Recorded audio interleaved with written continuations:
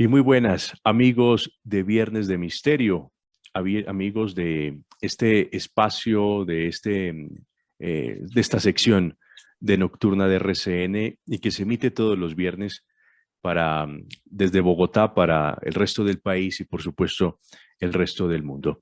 Gracias por seguirnos, gracias por estar con nosotros todas, pero todas estas noches de viernes en los que ustedes se han convertido en los protagonistas de este maravilloso espacio.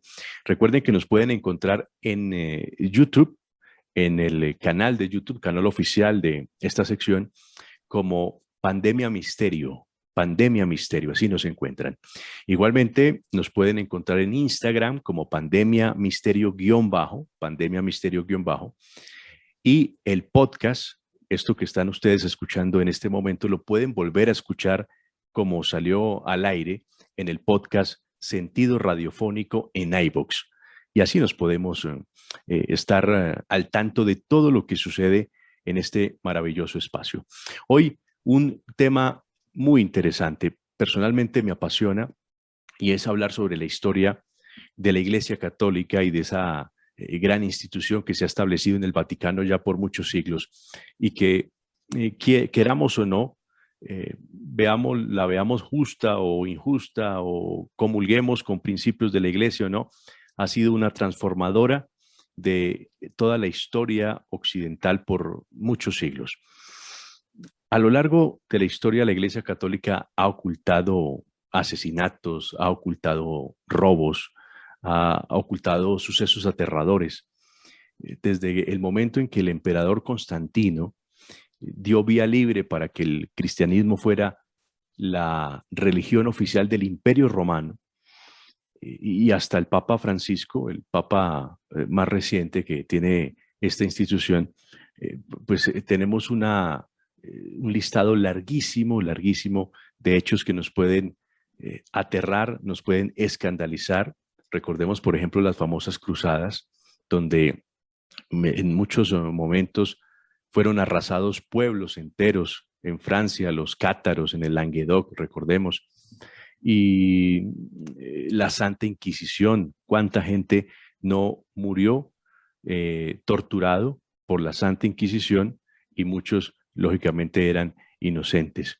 Científicos, filósofos fueron también perseguidos por la Iglesia Católica. Recordemos, por ejemplo, a Galileo Galilei, la historia de Hipatia, o también Galeno, el que recuerdan mucho los médicos.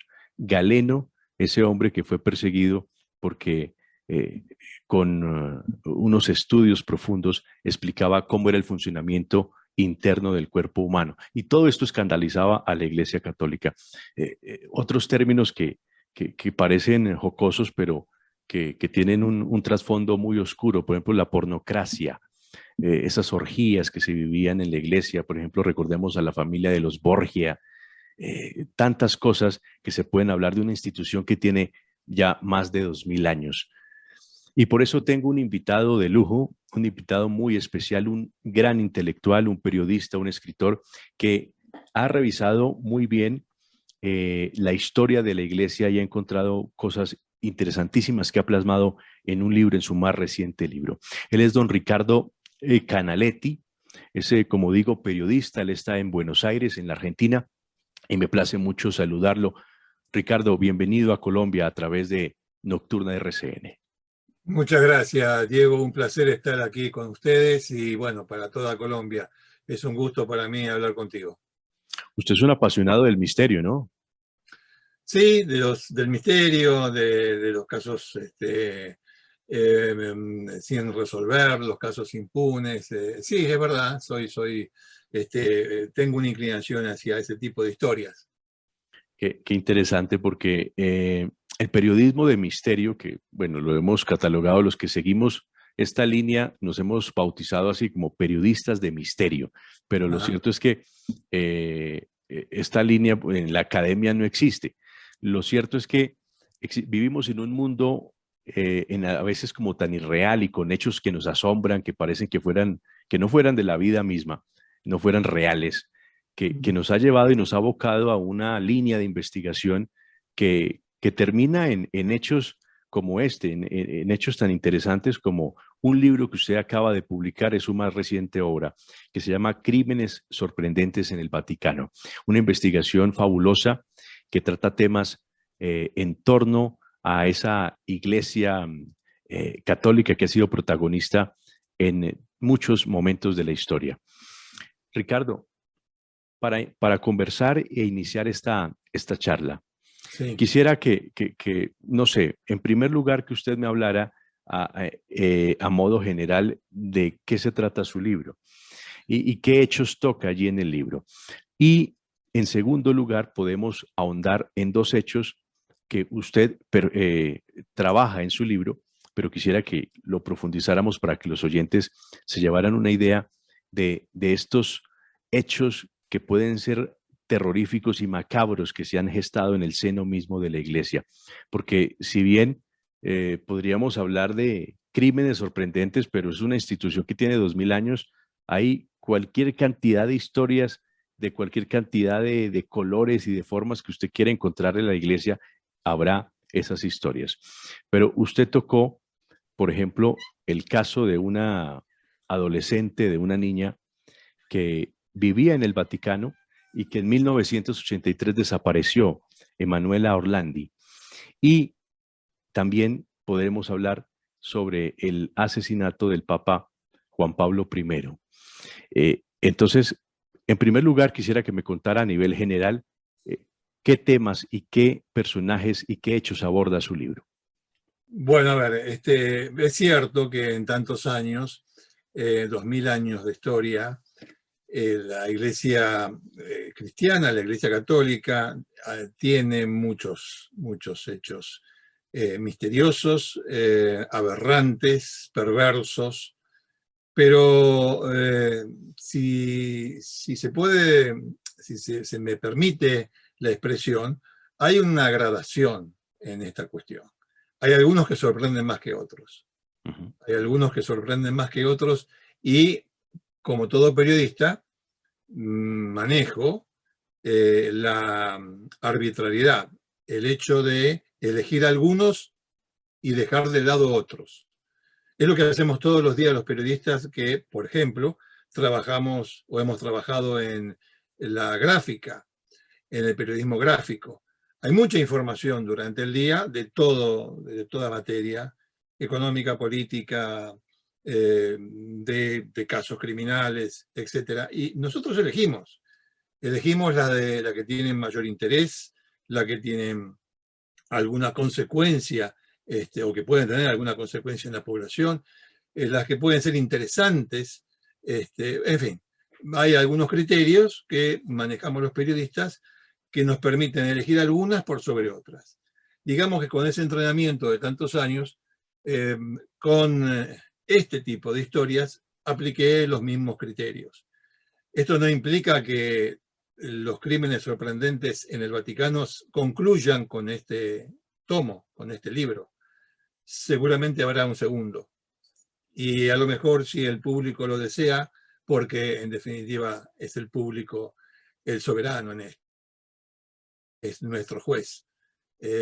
Tal vez habrá un tercero, no lo sé. Pero bueno, la cuestión es que para mí hubo casos que fueron más sorprendentes que otros. Dejando abierta la puerta, como decía, para continuar contando historias que tengan que ver con el Vaticano. Vaticano tomado en un sentido amplio, porque en verdad la primera historia data del año 400 y en el 400 no había Vaticano, pero sí se iba construyendo esta hegemonía religiosa, política, del cristianismo, de lo que luego conoceríamos como la Iglesia Católica, teniendo en cuenta que hubo cismas, hubo divisiones a lo largo de estos 2000 años. Con tanto tiempo para observar, para analizar, para estudiar, ¿cómo no voy a encontrar crímenes? Obviamente que encontré crímenes, y encontré muchos crímenes. Y crímenes que yo pensaba que, bueno, tal vez por una cuestión, algún prurito relacionado con la propia educación,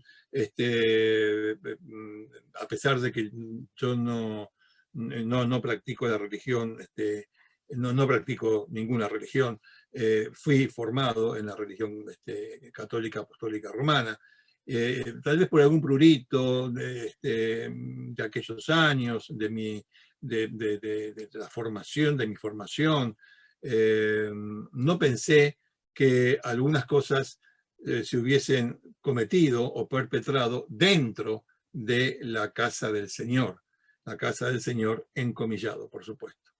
Y me encontré con que no solamente se perpetraron allí, sino en el centro mismo de asiento de la alta jerarquía de la Iglesia Católica. Bueno, un poco la idea fue esa, partiendo desde esta época. ¿A qué me refiero? Yo quería escribir, la desaparición de Manuela Orlandi, que vos, Diego, bien mencionaste, forma parte de esta obra.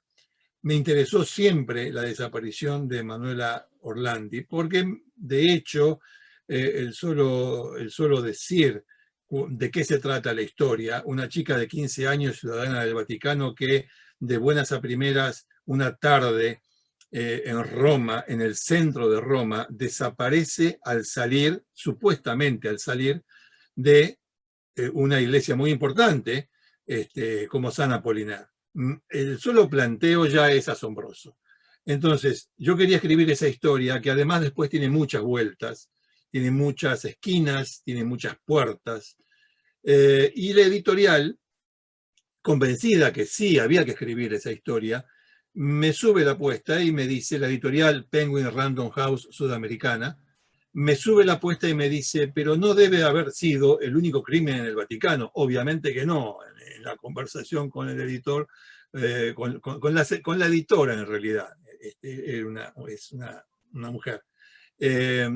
Surgió ese comentario, pero a ver, como quien dice, nada, quítame de allí esa paja. Un comentario muy común. No debe haber sido el único. Yo contesté que no, obviamente, suponía que no. Y en ese momento me propuso hacer Crímenes sorprendentes del Vaticano, que incluyera obviamente el de Emanuela Orlandi. Y así fue como se originó la idea de incursionar en estos 2000 años de historia de una institución como la Iglesia. Claro. Bueno, Ricardo, si usted lo desea, podemos iniciar para conversar con uno de esos misterios que usted bien desarrolla en su libro, y es el de Emanuela Orlandi, esa adolescente, esa niña que desapareció un 22 de junio de 1983. Ella, entiendo, tenía 15 años y vivía dentro del Vaticano, ¿no? El Estado Vaticano enclavado en el corazón de Roma. Exacto. ¿Ella era hija de quién? Ella era hija de un matrimonio. El jefe de la familia se dedicaba a repartir el correo que recibía el Vaticano, la institución, el Estado del Vaticano. Entre esas misivas, obviamente las que llegaban o se iban dirigidas al propio Papa, en aquel entonces Juan Pablo II. O sea, repartía correspondencia. Era, dicho así en términos vulgares, tiene un título, participaba de la mayoría de las reuniones protocolares que se realizaban en el Vaticano, tanto él como su familia. O sea, el Vaticano tiene muy pocos empleados, tiene muy pocos habitantes ese estado, y bueno, entre ellos estaba la familia Orlandi. Así que el padre conocía a Juan Pablo II, la madre también, obviamente. Ella no era hija única, tenía 2 hermanas y un hermano. El hermano era mayor que ella. Y bueno, así transcurría su vida en el estudio, y también como materia adicional o como hobby. Le gustaba mucho la música, aprendía flauta, donde justamente en las clases que se daban en la iglesia de San Apolinar.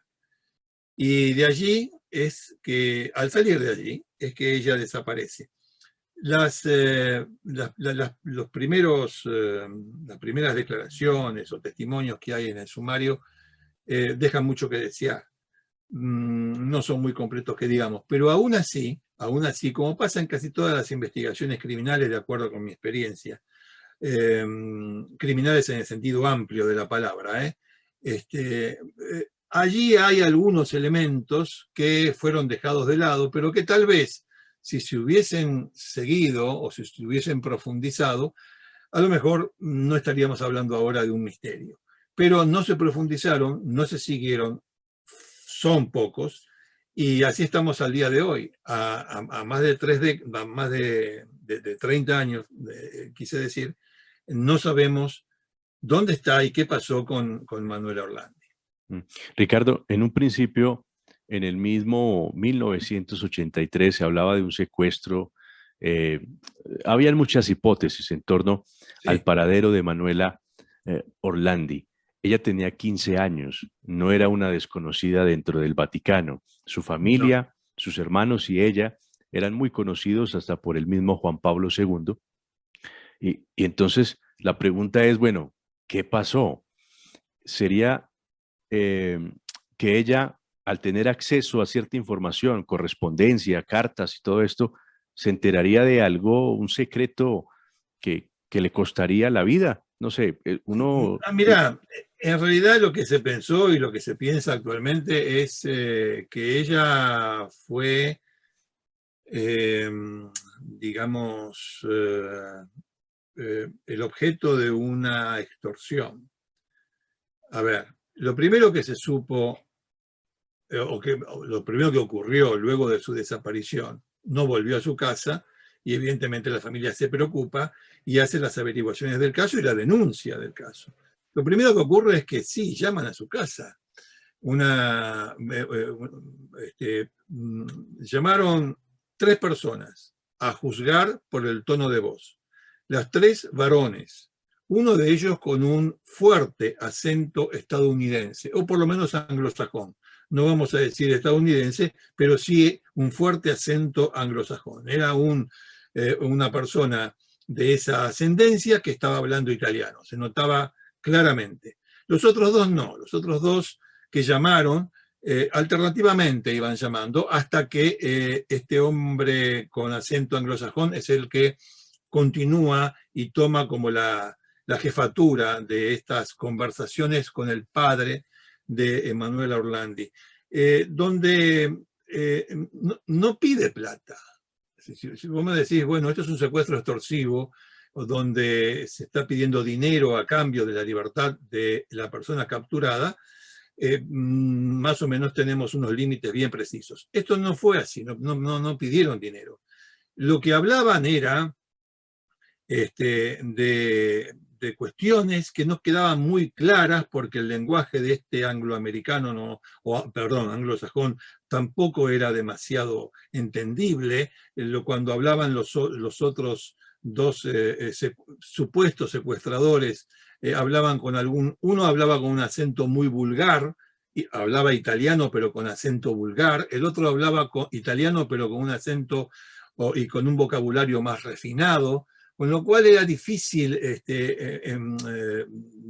pensar por dónde venía la cuestión. Hasta que no deja de ser un secuestro de una ciudadana del Vaticano, importante, pero no dejaba de ser un secuestro que no tenía mucha explicación, que digamos, porque tampoco la daba el supuesto secuestrador o los supuestos secuestradores. Hasta que los padres de Manuela se reúnen a iniciativa de la cúpula vaticana, se reúne con Juan Pablo II y él mismo les dice, y él mismo hace público que Manuela Orlandi ha sido secuestrada. Ahora, el Papa Juan Pablo II tenía más información que todo el mundo, que la propia policía italiana, que no puede entrar en el Vaticano, salvo que las autoridades vaticanas lo consientan.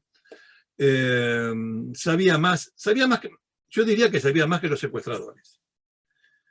porque nunca quedó claro si esos tres eran secuestradores o no.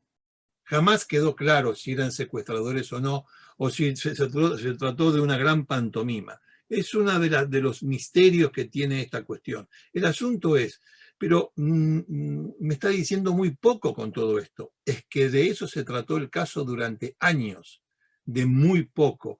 Lo que tuvo un realce, o que lo que le dio realce, mejor dicho, a este asunto, además del secuestro en sí mismo y esta, insisto, pantomima de las llamadas de estos tres hombres, fue el reconocimiento, la confesión de Juan Pablo II de que sí, esta chica había sido secuestrada. Juan Pablo II en aquel entonces tenía una situación muy complicada a nivel internacional. Si hablamos de política internacional, el bloque oriental lo veía como un rival muy duro que buscaba la caída del muro que luego ocurriría años después, que buscaba la derrota del comunismo en su expansión por Europa, o sea, de la Unión Soviética, sí. De la Unión Soviética, exactamente, todavía Unión Soviética.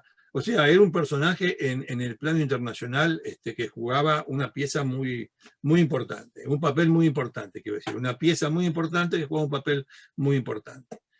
Y en medio de todo esto, de golpe, aparece Ali Aska. ¿Quién es Ali Aska? Se preguntará más de uno. Bueno, 2 años antes, en 1981, Ali Aska, que era turco, y según todos los indicios trabajaba para los servicios secretos búlgaros, tal vez para los servicios secretos de Alemania Oriental, un personaje muy turbio, un delincuente con todas las letras, un criminal, atenta contra la vida de Juan Pablo II en Plaza San Pedro. 1981, 2 años antes. Aparece este hombre 2 años después, ya preso, a propósito del caso Orlandi, y dice, si me liberan a mí, les devolvemos a Manuel Orlandi. ¿Pero de qué se trata todo esto? Pero un momentito, paremos un poco, como decimos aquí habitualmente, paremos la pelota. En una primera impresión no cuadrarían las cosas. No cuadra absolutamente nada. Yo creo que, a ver, es una opinión personal, en el libro están todas las hipótesis, está toda la investigación, todas las investigaciones, porque acá no hubo una sola, hubo varias líneas que se siguieron. Ninguna, lamentablemente, llegó a nada. Pero una de ellas, y una de las primeras, ya pasamos la etapa de aquellos tres que hablaban por teléfono, especialmente del de acento anglosajón. Bueno, estamos con Ali Aska. Aparece Ali Aska.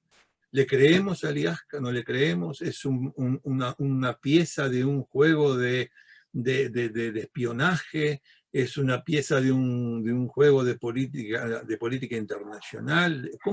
¿Por qué aparece Ali Aska? ¿Por qué él dice que está tan seguro que al poco tiempo de su liberación ella va a aparecer y que estaba con vida? Que es otra de las cuestiones. Ojo, estamos hablando, ya han pasado unos cuantos minutos y hagamos de cuenta que esos minutos han sido años. Bueno, ya pasó bastante tiempo y de ella no se tenía ningún rastro, nada. Bueno, la pista de Ali Aska se fue perdiendo, porque lo más probable es que haya sido una pista mentirosa, una pista para sacar provecho, hasta que, bueno, el tiempo pasa y Emanuel Orlandi, el nombre de Emanuel Orlandi también se va perdiendo. También se va perdiendo. Qué cosa curiosa, ¿no? Años después, Juan Pablo II, que fue el que dio la noticia al mundo de que había desaparecido o que tenían secuestrada a una chica que vivía en el estado que él presidía, el Estado Vaticano, como estado político, quiero decir, ¿no? Qué cosa curiosa, Juan Pablo II se encuentra con Ali Aska en la cárcel y como que lo perdona ese intento de asesinato y demás, pero no se habla de Manuel Orlandi. Qué cosa tan extraña. Quien siempre habló de Manuel Orlandi con el tiempo, con los años y de vez en cuando fue el propio Aliasca, que continuaba con esa cantinela porque Manuel Orlandi no aparecía. No tenía novio Manuel Orlandi, no tenía ningún noviecito, no, porque bueno, la policía siempre suele empezar a indagar por el círculo más cercano. No tenía ningún novio, se había visto con algunas compañeras del colegio a la salida de esa clase de flauta de la iglesia San Apolinar, etcétera, etcétera, y se perdió el nombre de Manuel Orlandi hasta que 15 años después aproximadamente, mucho tiempo después, no quiero ser impreciso con el tiempo, con los años, pero sí mucho tiempo después, en un programa en Italia que se llama ¿Quién lo ha visto? En Argentina tuvo una réplica con el nombre Gente que busca gente. Es un programa que trata sobre personas desaparecidas. Sí. Bueno, se recibe una llamada de una tal Sabrina Minardi, que dice que era una prostituta, que había sido novia de un jefe mafioso romano llamado Enrico de Pedis, y que ella sabía qué había ocurrido con Emanuela Orlandi. Así de buena esa primera, estaban en el programa hablando de otra cosa, cuando de repente hay una llamada que ponen al aire y aparece esta mujer diciendo esto. Si se me hace muy extenso, vos decime y cortamos cuando vos quieras, ¿eh? No, si quiere, termine la idea. Yo creo que ya estamos bordeando este caso. Muy Sí. interesante, porque como usted bien dice, Ricardo, no es que exista una vasta información en torno al tema. No. Pese a que ha pasado muchos años, no existe todavía, hay muchas hipótesis, pero no hay información ni certeza de qué sucedió con Emanuela No hay Orlandi. ningún dato comprobable. Bueno, en definitiva, la idea era que la chica había sido una prenda, mejor dicho, había sido el objeto de la venganza de la mafia, porque la mafia había depositado el dinero mal habido en el Banco Ambrosiano, que estaba supervisado por el Vaticano, un banco que lavaba dinero de la logia P2, una logia terrorista, que lavaba dinero de la lavaba dinero sucio a través de sus instituciones, especialmente del Banco Ambrosiano, que estaba dirigido en aquel entonces por Roberto Calvi y también supervisado por el cardenal Paul Marcinkus, un hombre de escasas luces, pero de mucha fuerza, a tal punto que ascendió en la escala jerárquica de la Iglesia Católica porque fue traductor de Paulo VI cuando éste hizo una visita a Nueva York y habló en la ONU. En realidad era un matón. Conocido Paul como, Martinez era un hombre muy conocido alto, como el banquero de Dios, ¿no? sí, pero no dejaba de ser un matón. Sí. Era el banquero de Dios, pero era un matón. Era un matón que se había formado peleando en las calles de Chicago. Y peleaba muy bien. Uh-huh. Y si no hubiese sido cura, hubiese sido miembro de la mafia. Pero terminó siendo cura y le dijeron el banquero de Dios porque manejaba todo el dinero del Vaticano por concesión de Paulo VI. Cosa que después su sucesor, su breve sucesor, Juan Pablo I, lo estaba por echar, porque sabía quién era. Pero bueno, ahora estamos con Emanuel Orlandi unos años antes. Se dijo que la mafia le había dado dinero al Vaticano para que se lo lave y nunca se lo devolvió. Y que Emanuela Orlandi fue asesinada como respuesta a haberte quedado con mi dinero, en voz de los mafiosos. Se dijo que quien se encargó de secuestrarla y asesinarla fue Enrico de Pedis, este jefe mafioso romano. Se dijo, contrariamente, o mejor dicho, como complemento a todo esto, que antes de eso, Sabrina Minardi, que era la amante de este mafioso Enrico de Pedis, la llevaba a fiestas sexuales en el Vaticano con cardenales. De hecho, hasta el propio jefe de exorcistas del Vaticano, el padre Gabriele Amorth, lo reconoció dijo que Emanuela Orlandi la hicieron participar de orgías en el Vaticano. Después, como que se desdijo. Cuando el hermano de Emanuela lo saca a la luz, como que se desdice un tanto, pero quedó ahí. Y lo último que se supo de Emanuela Orlandi, para no aburrir al público, es que estaba enterrada con Enrico de Pedis. Cuando se abre la tumba de Enrico de Pedis, no se encuentra más que los restos de Enrico de Pedis. Pero después se dijo que la enterraron junto con unas princesas alemanas, germanas, en el cementerio germánico del Vaticano. Se abrieron 2 tumbas, pero tampoco se la encontró. Al día de hoy, desde 1983, no se sabe qué pasó con Emanuela Orlandi. Y estamos con don Ricardo Canaletti en esta noche de Viernes de Misterio. Recuerden, para que estén con nosotros escribiéndonos y muy atentos a todo lo que sucede aquí en el programa. Escríbanos en el Twitter en @da_reyesprieto, búsquenos en iVoox como Sentido Radiofónico y en YouTube nos encuentran como Pandemia Misterio. Pandemia Misterio. Ricardo, usted mencionó la logia masónica P2, una Sí. logia que produce terror, solo mencionarla porque ya no existe, pero tuvo un papel muy oscuro dentro del Vaticano.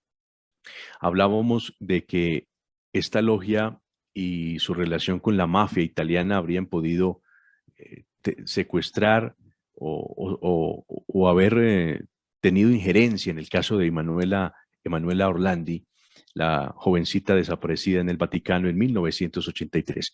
Pero recordemos lo que sucedería con Juan Pablo I, el papa que tuvo una estadía fugaz allí como pontífice, santo pontífice en el Vaticano, el papa sonriente, como se le conocía, un hombre que en un principio tenía buenas intenciones y quiso enfrentarse a la corrupción que estaba allí latente en el Vaticano, y esto le costaría la vida.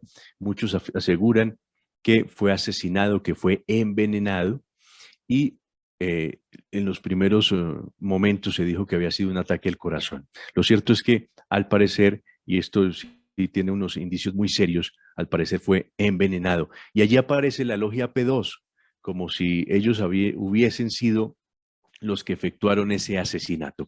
¿Qué podemos hablar de la repentina muerte de Juan Pablo I, el Papa sonriente? Que no fue investigada. Que no fue investigada. O sea, la muerte no fue investigada. Cuando se utiliza el término asesinato, el homicidio de Juan Pablo I, que habría que ponerlo encomillado, porque, bueno, es lo que surge de algunos o de los indicios que se pueden obtener sobre este caso. Pero como no fue investigado, el Vaticano es un Estado y tiene su propia guardia y tiene sus propios jueces.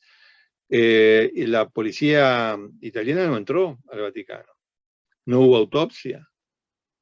Con una autopsia se hubiese podido determinar, por ejemplo, si fue envenenado y qué tipo de veneno ingirió o le hicieron ingerir. Lo pudo haber ingerido sin darse cuenta, ¿no? Obviamente. A lo que voy es que toda esa información tan valiosa se perdió. Se perdió, no la quisieron. Es decir, al poco tiempo de conocerse la muerte en el Vaticano de Juan Pablo I, ya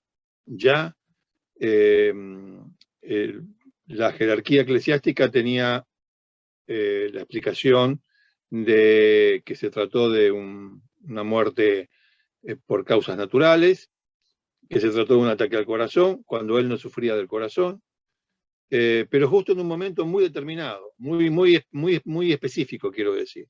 El momento anterior, horas antes, un día antes, de que él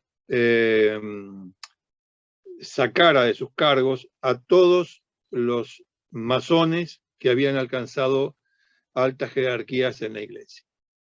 Entre ellos su propio secretario de Estado. y obviamente una reforma en las finanzas del Estado, del Vaticano y demás. O sea, tenía todo un plan para limpiar a la iglesia de los masones.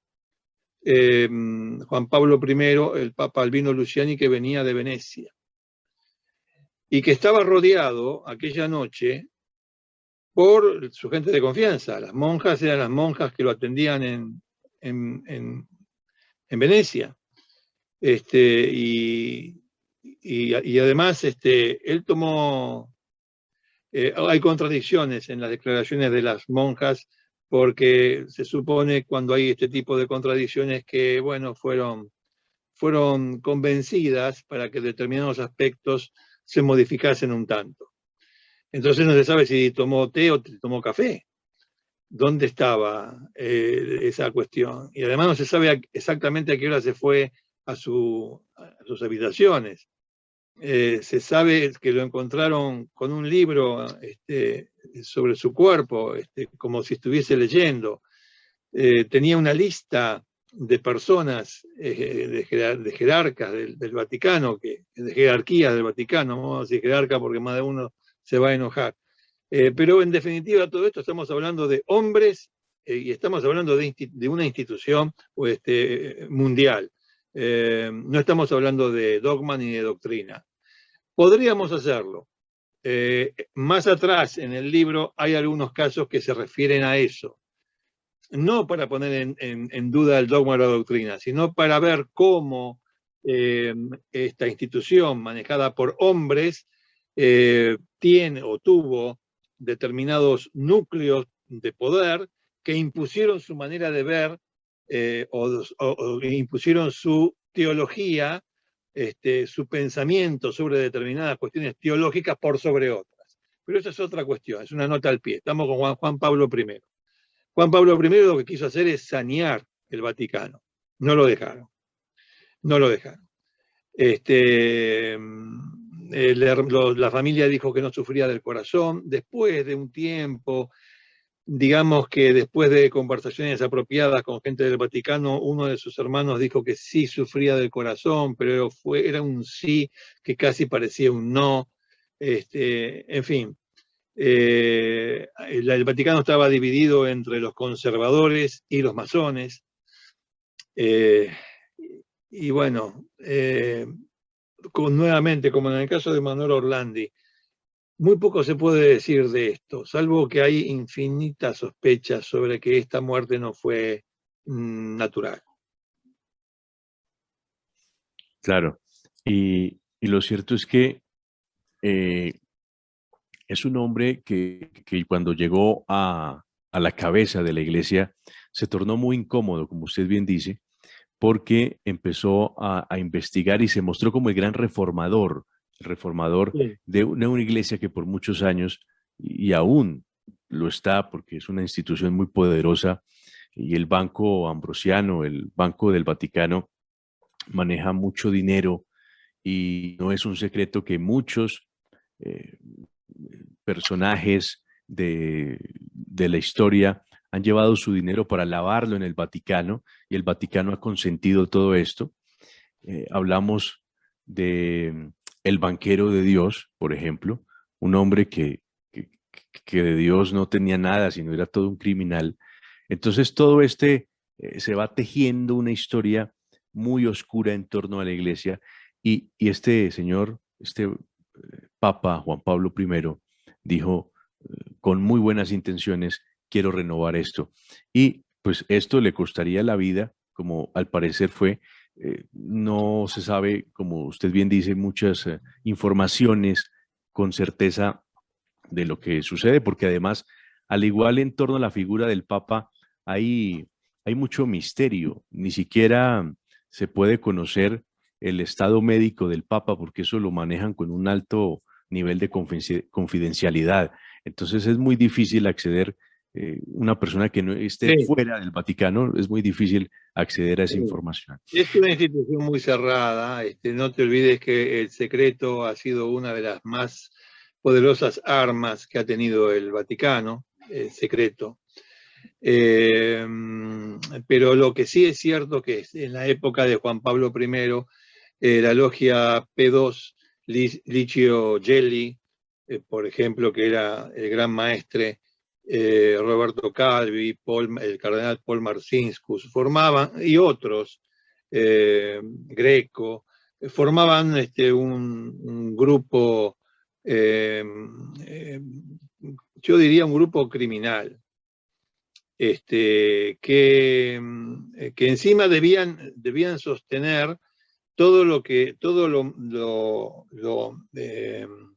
eh, lo criticable, lo irregular que habían realizado durante el papado de Paulo VI, que les permitió todo. Incluso Juan Pablo I estaba hasta en contra del pensamiento teológico de Paulo VI. ¿Por qué digo esto? ¿A qué me refiero? Me refiero a que Juan Pablo I quería discutir el tema de la anticoncepción en una época, estamos hablando del año 78, en una época donde estaba en efervescencia ese tema. Y Pablo VI había escrito una encíclica, en contra de la anticoncepción.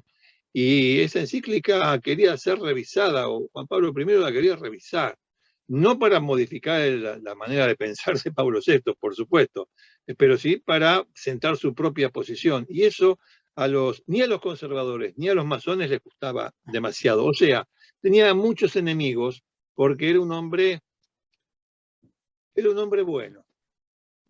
Era un hombre bueno, Juan Pablo I. Pero bueno, no lo dejaron ser. Y para cualquier investigador será un trabajo, hasta ahora, hasta el momento, un trabajo descomunal, poder desentrañar qué es lo que realmente ocurrió. Tenemos algunos indicios que nos hacen pensar en lo que vos dijiste, que la muerte no fue natural y había más de una razón para eliminar a Juan Pablo I. La logia P2 ya no existe, ¿no? No, no, O con un ese no, nombre. un no dudoso, digamos, un no dudoso. No, porque no podés afirmar, es decir, acá no se puede afirmar nunca nada. Andás en terreno resbaladizo siempre. Siempre andás en terreno resbaladizo. Entonces, yo no afirmaría nunca nada. Es lo mismo que decir que en Roma no hay mafia, que la mafia está en Sicilia. Es una mentira. Lamentablemente, Italia padece de ese cáncer en casi toda la bota, si no en toda la bota. La bota me refiero a su geografía, que Sí, es en forma de bota, ¿no? es En verdad. toda la bota itálica. Lamentablemente es así, hasta incluso en una región que insospechada, como puede ser la Puglia, en una palabra la parte del talón de la bota, también hay mafia, no es la 'ndrangheta de Calabria, no es la Camorra de Nápoles, no es la Cosa Nostra de Sicilia, pero sí es la Sacra Corona Unita, que muy poca gente conoce y que tiene ese territorio. Italia es bellísima, de pies a cabeza y al revés, de cabeza a pie. También tiene su influencia en una región que parece insospechada, como la Puglia. Bueno, sí, en la iglesia han mandado, a lo largo de su historia, han mandado los políticos, han mandado los curas y han mandado las prostitutas, sí. Es Ricardo Canaletti, nuestro invitado en esta noche con su nuevo libro, Crímenes sorprendentes en el Vaticano. Ricardo, el libro ¿se puede conseguir físico en Colombia? ¿Usted tiene conocimiento de eso? ¿O aún Sí, no? sí, sí. Sí, se puede conseguir físico en Colombia. Se puede conseguir físico en Colombia, en las principales ciudades. Se puede conseguir, así me ha informado la editorial. Está en circulación, está en las librerías. Supongo que en las grandes librerías pues, está. Me ha llegado información al respecto, incluso de la propia casa editorial que tiene su asiento también en Bogotá. Sé que lo han comprado en Cali, sé que lo han comprado en Medellín, así que sí, se consigue físicamente, además del ebook, ¿no? Pero sí se consigue físicamente en Colombia. Lo cual para mí es una gran alegría, por supuesto, ¿no? Muy interesante y vamos a buscar su libro. El texto Crímenes sorprendentes en el Vaticano. Un libro que para todos los amantes de la historia de la Iglesia, historia universal y amantes del misterio, pues es un texto obligado para deleitarlos leyéndolo en estos días, a don Ricardo Canaletti. Ricardo, pues no sé con qué quiera terminar. Para mí ha sido muy enriquecedora esta charla, muy interesante. Podríamos hablar horas y horas sobre los Sí. crímenes del Vaticano, pero no sé con qué quisiera terminar. No, bueno, por empezar, agradeciendo esta posibilidad que me ofreces de dirigirme al público de Colombia. Y estoy muy contento por el hecho de que el libro se distribuye allí, de que la temática del libro haya sido bien recibida, y anunciarles también que ya en Argentina acaba de salir, y espero que dentro de unos meses también esté en Colombia. He escrito un nuevo libro que siempre son investigaciones, siempre son de casos sorprendentes, pero esta vez de asesinos en serie. Asesinos seriales no son todos, no son norteamericanos, como uno puede pensar. Asesinos seriales estadounidenses, no. Hay de todas partes del mundo. Y seguimos con esta colección de crímenes sorprendentes que comenzaron con los crímenes sorprendentes de la historia argentina, siguieron con los crímenes sorprendentes en el Vaticano, ahora continúan con los crímenes sorprendentes de asesinos en serie, y ya hay en preparación 2 obras más, siempre con esa temática de crímenes sorprendentes, aunque en otros aspectos. Nada, para mí es un placer estar en comunicación con Colombia. Conozco Medellín, quisiera decir que conozco Medellín, no Bogotá, porque estuve de pasada en Bogotá, pero sí Medellín a propósito de mi trabajo profesional como periodista. Y me gustaría volver, por supuesto, a conocer más de Colombia, y nada, agradecerles mucho el interés por esta obra y por mi trabajo. Perfecto. Ricardo, un abrazo y muchas gracias por haber atendido esta invitación. El abrazo es recíproco y será hasta siempre.